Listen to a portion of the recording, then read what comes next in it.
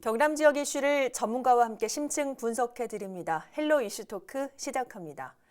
지방자치법 전면 개정에 따라 인구 100만이 넘는 기초지자체 경남 창원시와 경기도 수원시, 고양시, 용인시 등 4개 대도시가 내년 1월 새로운 유형의 지방자치단체인 특례시가 됩니다. 창원시는 특례시 준비로 분주한 가운데 현재 진행 상황과 청사진 등이 연일 시민들의 관심을 받고 있는데요. 오늘 그 자세한 내용과 남은 숙제까지 짚어보죠. 오늘은 창원시 지방자치 분권협의회 위원으로 활동 중이신 김명용 창원대 법학과 교수, 청와대 선임행정관을 역임한 바 있는 김상규 여의도연구원 경제정책기획위원장과 함께합니다. 어서 오세요. 네, 반갑습니다. 자, 특례시 출범이 2달 앞으로 다가왔습니다. 그래서인지 이제는 특례시다움이 필요하다 이런 말이 나오는데, 자 위원장님, 이 특례시다움 어떤 걸 뜻한다고 보세요? 이제 사실 우리 이제 지방자치 이제 구조를 보면 이제 광역자치단체가 있고 기초자치단체가 있습니다. 이제 광역자치단체는 아다시피 이제 또 특별시, 서울시, 부산시 이런 이제 큰 도시를 말하는 거고, 이제 기초자치단체는 좀 다양한 그룹이 있어요. 군도 있고 시도 있고, 그리고 또 큰 도시도 있어요. 근데 너무 이게 이제 기초자치단체가 다양하다 보니까 어떤 일률적인 어떤 규정으로는 이게 사실은 올바른 행정을 하기 힘든 그런 상황이에요. 왜냐하면 이게 3만짜리 군도 있고 100만짜리 도시도 있는데 이걸 똑같이 다룰 수가 없거든요. 그래서 100만짜리 도시, 50만짜리 도시는 좀 달라져야 되겠다. 이런 이제 행정 수요가 있는 거 아니겠어요? 그러다 보니까 100만짜리 도시에 대해서는 특례시라든 이런 이름으로 좀 다른 어떤 권한과 책임을 줘야 되겠다. 행정 수요가 다르기 때문에 뭐 그런 게 아마 특례시 다음이 아닐까 하는 생각이 듭니다. 이제 그 자체로는 좀 더 100만짜리 도시는 좀 더 많은 권한을 가져야 되는 거 아니냐. 또 이제 좀 더 많은 재정적인 또 어떤 조세적인 이런 걸 가져야 되고, 또 권한도 스스로 할 역량이 있고 뭐 그런 게 다양하게 포괄돼서 특례시라는 이름이 나온 거 아닌가 그런 생각이 들어요.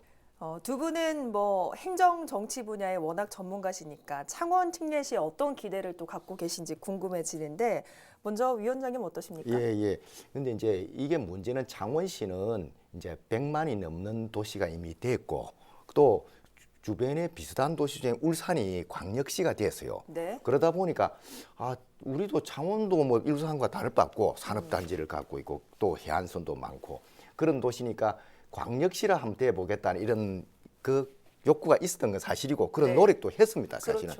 그러다 보니까 이제 우리가 특례시라 하면 거의 광역시급이 아니겠느냐 이런 생각을 가지게 된 겁니다. 또 정치인들도 좀 그런 거 비슷한 것처럼 이야기를 한 것 같아요. 사실은 뭐 대통령께서도 와서 오동동 유세 때 광역시는 안 되지만 특례시로 해서 실질적인 재정적 걸 가지게 만들겠다 이런 말씀을 하셨고, 또 여러 가지 정책 홍보도 그런 방향으로 많이 갖지 않나 이런 생각이 듭니다. 그래서 시민들은 이 행정 재정적 권한이 광역시급으로 가는 거 아니냐 이런 기대를 좀 가지는 거는 있는 것 같습니다. 그런데 이제 그러다 보니까 조금 이게 기대와 실제 하는 거가 미스매치는 있을 수밖에 없지 않나 이런 생각은 좀 듭니다. 어쨌든 특례시와 광역시는 좀 다르다 이런 말씀 하고 싶으신 거죠? 예, 그 좀 다를 수밖에 없는 것이 광역시는 아까 말했지만 우리가 지방자치단체 구조가 광역단체고 기초자치단체가 있는데, 이제 이게 광역자치단체 되는 것은 사실은 경남도로부터 벗어나는 거거든요. 그러니까 경남도의 어떤 권한하고 이제 그걸 다 가져와야 되는 그런 문제가 있는데, 이제 이게 기초자치단체가 있다면 경남도가 완전히 배제할 수가 없어요. 그러다 보니까 다를 수밖에 없는 그런 건데, 그 사람들은 많은 기대를 광역시 정도의 권한을 가지는 거 아니냐 이런 기대를 하고 있는 사람들이 많은 것 같습니다. 다는 아니겠지만은 그런 조금 그런 게 있는 것 같아서 지금 문제는 이제 그 기대를 너무 많이 하게 한 것은 상당히 나중에 좀 걱정거리가 될 수도 있다 이런 말씀을 좀 드리겠습니다. 네, 일단 알겠습니다. 교수님께서는 어떠신지요? 예, 그동안 창원시는 이제 인구가 100만이 넘으면서도 기초지방자치단체라는 옷을 입고 있었어요. 그러니까 체계건 큰데 옷이 이제 이 탕탕하게 안 맞는 거예요. 좀 작은. 그렇죠. 그런 문제를 이제 고려해서 아까 우리 위원장님 말씀대로 각 인구가 50만이면 50만, 100만이면 100만에 맞게끔 행정자치권과 자치행정권과 자치조직권과 자치재정권을 좀 주자는 그런 차원에서 이제 특례시라는 제도가 새로 들어와서 그동안에 기초지방자치단체 중에는 시군구가 있었고 다시 하나의 새로운 유행으로서 특례시가 삽입이 되는 겁니다. 그러면 특례시의 어떤 법적 지위가 어떻게 되느냐 살펴보면 특례시는 기초지방자치단체는 법적인 지위를 누리면서 광역시에 준하는 광역지방자치단체에 준하는 권한을 가지게 됩니다. 그래서 이제 그동안 창원시와 우리 지역 출신 국회의원들이 이 특례시를 지정받기 위해서 많은 노력을 해왔고 지금 이 특례시 지정은 이제 이미 달성되었기 때문에 그러면 실질적으로 특례시가 어떤 권한을 가지고 주민들이 필요로 한 행정 서비스를 제공할 것인가 여기에 이제 역점을 둬야 됩니다. 그래서 이제 특례시가 되게 되면 무엇보다도 지방에서 가장 필요한 것이 자치재정권입니다. 네. 지금 현재 우리나라의 지방자치재정은 8대입니다. 중앙이 8이고 지방자치단체가 2인데 만일에 특례시로 될 경우에는 7대3의 비율로 이렇게 늘어납니다. 네. 그러면 지방자치단체가 재정이 늘어남으로써 필요한 행정 서비스를 좀 제공할 수 있는 그런 측면들이 있고요. 또 이제 무엇보다도 중요한 것은 지금 현재 우리 복지 혜택들이 많이 늘어날 겁니다. 인프라가 확충되고 인프라가 확충되면서 일자리도 늘어날 것이고 다시 말한다면 시니어 일자리, 청소년들의 일자리도 늘어날 것이다 이 말이죠.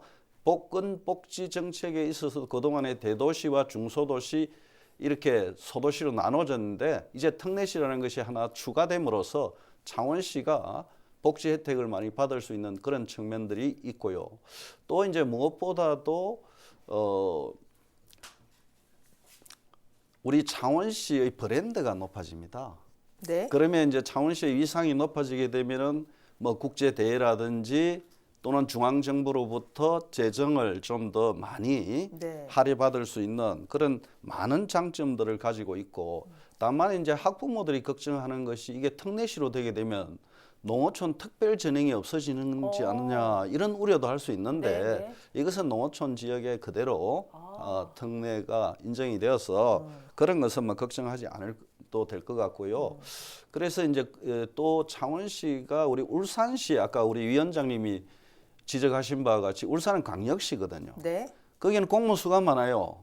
공무원 한 사람당 주민의 수가 210명 정도밖에 안 됩니다. 그런데 우리 네. 창원시는 공무원 한 사람당 시민의 수가 많다 이 말이죠. 네. 그래서 이제 특례시가 되면 공무원의 수도 증가할 것이고 또 지역 경제가 활성화될 겁니다. 인프라가 늘어나고 그러면 당연히 일자리가 늘어날 것이고 창원이 지금 가장 문제점으로 되고 있는 청소년들의 일자리 문제, 네. 또 시니어들의 일자리 문제 이런 것도 해결되지 않을까. 그래서 저 개인적으로는 특례시가 광역지방자치단체와 같은 그런 권한을 가지지는 않지만은 네네. 우리 지역 발전을 위해서는 상당히 많은 권한을 가질 것이고 기대하는 바가 아주 크다고 볼 수 있습니다. 네. 교육자시다 보니까 농어촌 특별 전형은 걱정하지 않아도 된다 이런 부분까지 알려주셨습니다. 예. 자, 어쨌든 두 분 말씀을 들어보면 실질적 권한을 얼마나 가져올 것인가 여기에 바로 특례시의 성공이 좀 달렸다고 볼 수 있을 것 같은데 그래서 좀 여쭤보겠습니다. 최근에 좋은 결과가 나왔습니다. 이번에 진해 신앙과 관련해서 좀 긍정적인 결과가 나왔는데 예. 이런 것들이 특례식 권한 확보에 좀 한 발 다가갔다고 보시는지요? 상당히 그렇죠. 여러분들 이제 세계적으로 볼 때 대도시나 산업이 발전하는 도시들은 해양을 끼고 있습니다. 네. 그래서 우리 창원시도 굉장히 좋은 여건을 가지고 있죠. 그래서 이번에 이제 지방관리무역항에 대한 관리권을 창원시가 이양을 받았습니다. 네. 그러면 이제 그와 관련된 공유수면 면허라든지 그와 관련된 신고라든지 네. 해양 관련 신고 이런 86개 업무가 이제 이 시도로 이렇게 이양이 되거든요. 네. 그런 게 있고요. 그다음에 이제 공유수면 관리를 하게 되면 공유수면의 점용이나 사용 허가, 방치 선박 처리까지 이렇게 할 수 있는 권한을 부여받게 됩니다. 네. 그러면 그동안에 지역 산업과 주민 수요에 대응이 상당히 늦었는데 이것도 이제 좀 기할 수가 있고요. 세 번째는 이제 중앙항만정책심의위원회에 우리 창원시가 참여할 수 있습니다. 네. 그러면 그 대표가 이제 중앙항만정책심의회에 가서 우리 지역의 어떤 이익이라든지 거기에 반영해야 될 사항들을 적극적으로 이렇게 네. 이야기함으로써 우리 지역의 항만 관리라든지 이런 것들이 많이 고려될 수 있는 그런 장점을 가지고 있습니다. 네. 사실 뭐 그동안 기초자치단체란 이유로 많은 부분들이 좀 참여가 불가능했는데 이번 이항으로 좀 변화가 생기지 않을까 그런 기대가 좀 됩니다. 하지만 이 권한 역시 국회 통과라는 큰 산을 좀 넘어야 하는데 예. 국회 통과 가능성 어떻게 보세요? 이제 국회를 가보면 지방분권위원회에서는 통과됐지만은 네네. 국회를 갔으면 다시 이제 논의가 될 겁니다. 그렇지만은 지방분권위원회에서 이제 정부 내에서 여러 사람 전문가들을 토론해서 했으니까 그래도 뭐 통과될 가능성이 굉장히 높지 않을까 이런 생각은 가집니다. 네. 이제 근데 아까 이제 제가 조금 첨언하고 싶은 게 이제 재정 권한 이런 문제에 대해서는 네네. 이게 이제 지방자치법이 통과될 때 이게 부대의 은혜로 다른 자치단체에 영향을 주는 것은 할 수 없다 이렇게 되었었어요. 그래서 사실은 이게 도시의 어떤 특례 시세 전환이라든지 이런 게 굉장히 어렵지 않을까 이런 생각이 듭니다. 네. 들고 이제 단지 이제 이게 아까 우리 이제 김영용 교수님께서 말씀하셨지만은 우리가 이제 주거지원비 이런 걸 주는 할 때 과거는 대도시면은 광역시만 적용받았어요. 네. 그런데 이제 주거지원비라든지 우리가 이제 사회수급 생활보호 대상 선정할 때 하는 그런 기본재산학 이런 걸 대도시로 선정받을 수 있는 대수도 기준을 적용받을 수 있는 그렇게 요번에 특례시에 적용되었습니다. 네. 그런 것은 이제 요번에 전향적으로 아마 될 걸로 봐지는데 이제 근본적인 어떤 재정 권한의 확충, 세수의 확충 네. 이런 거는 좀 제약이 있지 않을까 그렇게 생각이 됩니다. 왜냐하면 이건 광역시가 아니기 때문에 그런 네. 도하고의 어떻게 보면 제로섬 게임이 되기 때문에 네, 이건 네. 굉장히 힘들 거고 그런 것이 되려면 앞으로 조금 갈 길은 좀 멀다 그런 생각이 좀 드네요. 그러니까 다른 것보다 재정 확보에는 좀 어려움이 있을 거다 이런 말씀 해주셨는데 지금 아까 말한 어떤 항만의 어떤 권한을 가져온 거는 상당히 진일보했다고 봐집니다. 네. 이제 진일보했다고 되지만 사실은 항만 이런 걸 가져올 때도 권한 가져올 때도 그에 맞는 이제 재정도 같이 와야 되는데 그것도 또 상당히 이제 좀 시소 게임은 있을 것 같아 이런 생각은 좀 듭니다. 그래서 왜냐하면 이게 권한을 가져온다는 게 왜 상대방이 있기 때문에 네네. 쉬운 거는 아니에요. 그래서 이 부분을 좀 여쭙고 싶은데 예. 그래서 정부나 광역지자체가 특례식 권한 이양에 대한 욕심을 좀 버려야 하는 거 아닌가 이런 얘기 나오거든요. 그러니까 재정을 좀 더 넘겨주는 게 어떻겠느냐 하는 말과 그렇지. 같겠죠. 사실은 이제 그런 걸 돼야 되는데 아까 말한 중앙정부도 사실은 자기 권한을 안 넘겨주려 그러잖아요. 될 수 있는 대로 이제 네. 그러고 또 도도 자기 권한을 유지하려 그러고 그게 이제 조직의 속성입니다. 네. 속성인데 그걸 넘겨받으려면 이게 쉬운 과정은 아니다. 네. 굉장히 노력을 많이 해야 되는 거고 네. 지금 이미 지방자치법 통과될 때 네. 부대견에서 다른 지방자치의 재정에 영향을 주는 건 할 수 없다 이렇게 통과가 되었어요. 그래서 그 한계를 가지고 지금 가고 있다고 보면 됩니다. 네. 특례시는. 자, 지난달에 입법 예고된 부분이 있는데 바로 제2차 지방 일괄 이양 법안입니다. 이것도 주목을 받고 있는데 구체적으로 어떤 내용 담겼습니까? 자, 이것은 상당한 내용을 가지고 있습니다. 네. 지금 이제 우리가 코로나로 인해서 대면 이런 수업들이 많이 이루어지고 있고 비대면 이런 활동들이 많이 이루어지고 있거든요. 그래서 이제 이러닝 관련 창업 지원이라든지 인력 양성 기관의 지정 이런 네. 것들을 이제 우리 창원시가 이제 가질 수 있는 그걸 통해서 지역 경제를 활성화하고 일자리를 창출할 수 있는 그런 기대가 가능한 거고요. 네. 또 이제 경제자유구역 청장을 이제 도를 거치지 않고 바로 임명할 수 있는 또는 중앙부처와 협의하지 않고 임명할 네. 수 있는 권한을 가지고 있고요. 또 최근에 이제 도시농업을 많이 하고 있지 않습니까? 그래서 그러한 도시농업 협의회라든지 사회보장위원회를 구성을 할 때 네. 중앙정부와 이제 어떤 협의를 하지 않고 바로 이렇게 이제 할 수 있는 이런 권한도 부여받고요.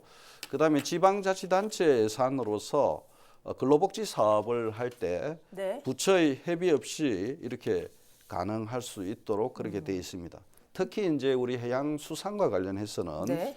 항만 재개발이라든지 주변 지역 발전에 관한 이런 부분들을 이제 우리 창원시가 가지게 되거든요. 네. 그러면 노후화되어 있는 항만이라든지 이런 것을 이제 재개발을 해서 우리 국민들이 필요로 하는 이런 것들이 가능하고요.